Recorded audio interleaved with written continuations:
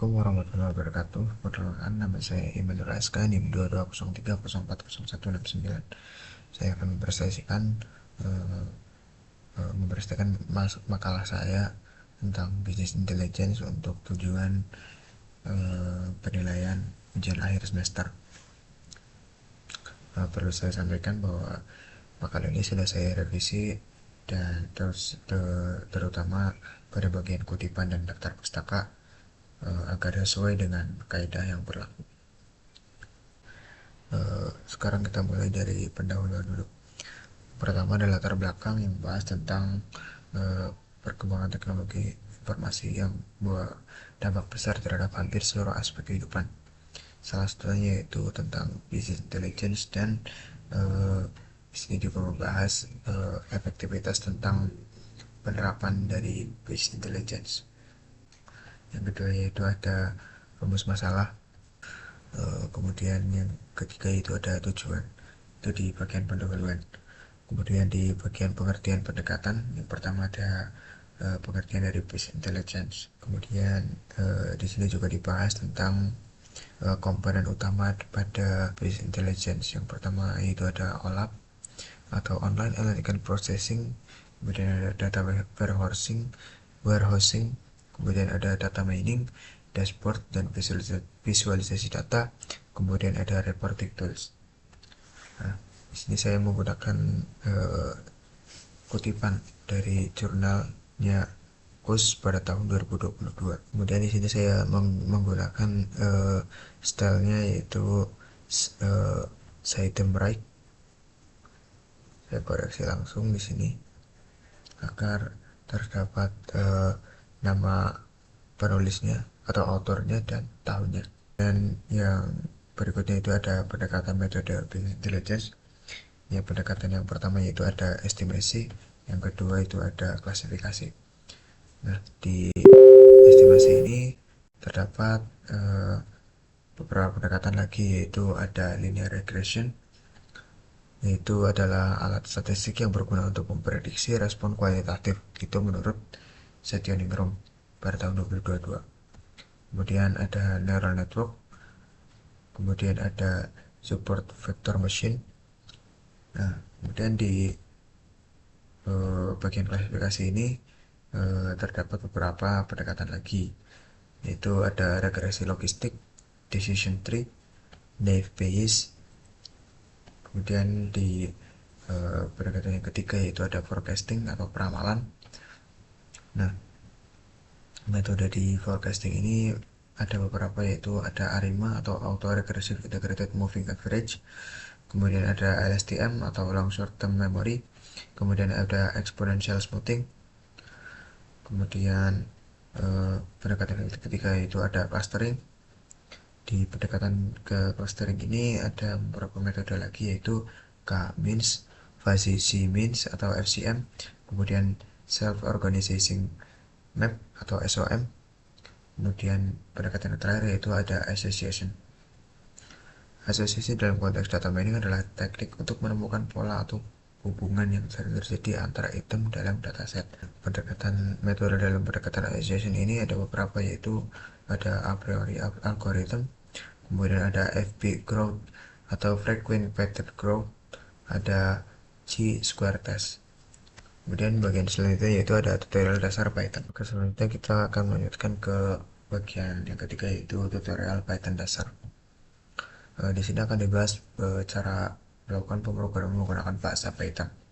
Yang pertama yaitu menyiapkan kode editor.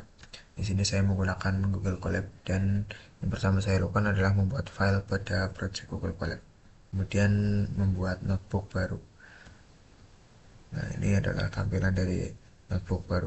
Kemudian penulisan kode seperti print hello world dan menampilkan hello world. Kemudian mencoba membuat operasi dasar seperti pada gambar ini. Kemudian yang berikutnya itu ada tutorial regresi linear. Pertama saya lakukan adalah men-setup library-nya dulu dan menginstalnya. Kemudian menyiapkan data. Data ini saya dapatkan dari data dummy yang berisikan korban dari kecelakaan petasan pada tahun 2011 sampai 2013. Regresi linear dimulai dari menyiapkan data atau memuat data terlebih dahulu, kemudian membuat modelnya. Selanjutnya yaitu memprediksi dan menghitung metriknya. Berdasarkan prediksi dan hitung metriknya didapatkan output sebagai berikut. Pada data testing kita mendapatkan uh, MSE sebesar 0,0500, kemudian di MAE kita mendapatkan 0,1759, kemudian MAPE 744 sekian persen, kemudian di R2 dapat 0,7998. Kemudian bagian selanjutnya yaitu tutorial neural network. Yang pertama saya lakukan untuk melakukan tutorial ini yaitu men-setup library-nya dulu, kemudian memuat dan menyiapkan datanya. Datanya itu saya dapatkan dari Kaggle yang berbentuk file CSV. Ya, di sini saya load dahulu. Kemudian hal yang pertama saya lakukan yaitu mengecek 5 baris pertama, kemudian informasi umum dataset dan nilai kosong. Setelah memastikan data itu bersih, kita pisahkan antara X dan Y-nya dengan Y sebagai target. Kemudian selanjutnya yaitu ada preprocessing data dan membagi data. Fitur distandarisasi dengan menggunakan standar scalar untuk menyamakan skala semua fitur agar nilainya memiliki distribusi yang seragam dengan rata-rata 0 dan standar deviasi 1. Kemudian data dibagi menjadi dua bagian, yaitu data training dan data uji. Dengan data training itu sebesar 80% dan data uji itu sebesar 20%, menggunakan fungsi trend-split. Berikutnya yaitu bangun dan latih model. Setelah dibagi dua data, langkah selanjutnya yaitu membangun dan melatih model dengan parameter yang sesuai. Model dibangun dengan menggunakan segmental keras, menggunakan lapisan dan dengan aktivasi ReLU hidden layer dan sigmoid untuk lapisan output. Karena ini merupakan operasi binar. Model dioptimasi dengan optimizer ADA dan loss function, binary concentropy, kemudian dilatih selama 50 epoch. Kemudian terakhir dari neural network yaitu prediksi dan evaluasi model. Ya, untuk neural network adalah prediksi dan evaluasi model. Model ini diuji pada data yang belum pernah dilihat sebelumnya. Kemudian dievaluasi menggunakan confusion matrix dan classification report.